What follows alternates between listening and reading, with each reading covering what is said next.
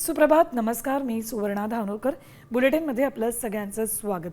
बातमी ठाण्यातल्या सभेतून राज ठाकरेंनी महायुतीच्या नेत्यांवर गंभीर आरोप केले.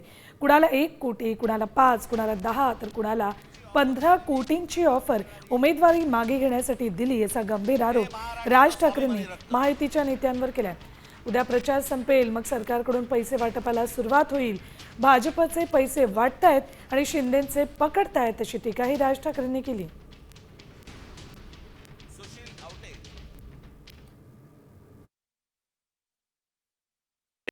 ते काय प्रभागात चारचा प्रभाग असतो ना, त्याच्यामध्ये एका कुटुंबातले 3 जण उभे आहेत. शैलेश धात्रक, मनीषा धात्रक आणि पूजा धात्रक.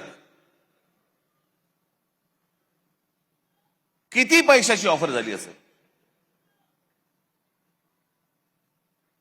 तुम्ही कल्पना पण नाही करू शकत. म्हणजे काय लेवलचा बाजार मांडला या लोकांनी, तुम्हाला अंदाज येईल.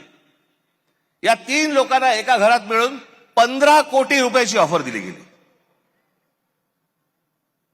15 कोटी. आणि मला ते मुद्दामून इकडे बोलवायचे होते त्यांनी 15 कोटीची ऑफर नाकारून ते निवडणुकीला उभे राहिलेत. 5 कोटीची ऑफर झालेली गोष्ट नाकारणारी आहे. हे महाराष्ट्राचं स्वाभिमानी रक्त. 1 कोटी रुपयाची ऑफर झाली, नाकारले. काय चाललंय हे? किती पैसे वाटायचे? अहो तुम्ही हे फक्त 2-3 जण बघताय. महाराष्ट्रभर पैसे वाटले. महाराष्ट्रभर आले कुठून? टाकसाळे.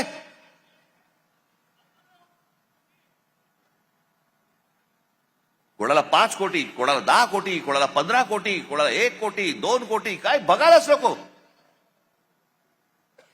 ही कोणती महाराष्ट्रातील निवडणूक आहे? अहो इतकी वर्ष ह्या निवडणुका आम्ही बघतोय, अशी निवडणूक नाही पाहिली.